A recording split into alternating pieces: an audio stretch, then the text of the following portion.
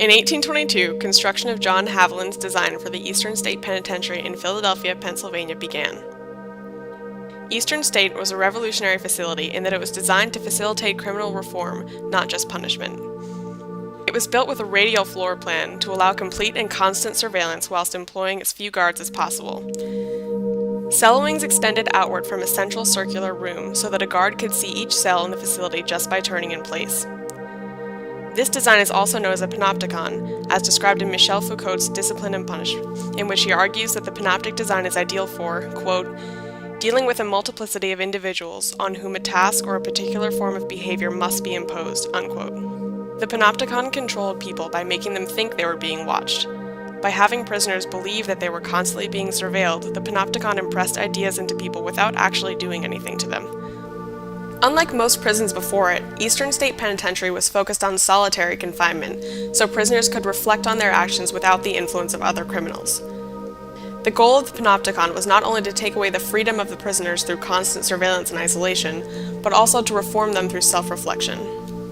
Eastern State's Quaker origins greatly affected the architecture of the inside of the panopticon. Cells were built with high domed ceilings to imitate the insides of Gothic cathedrals and were lit by single circular skylight, meant to be a subconscious reminder of the presence of God. Doors had peepholes through which guards monitored prisoners, and small rectangular holes through which food and work materials were passed.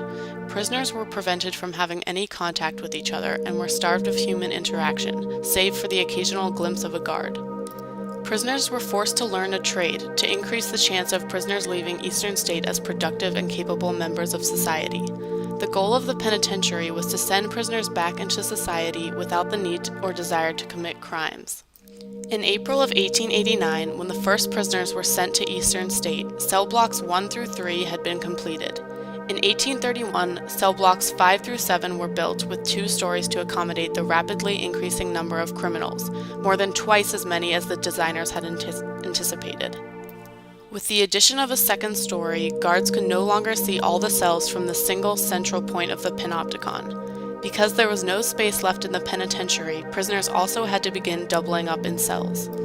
In January of 1924, the inmates ate their first meal together, marking Eastern State Penitentiary's switch from the solitary system to the congregate prison system.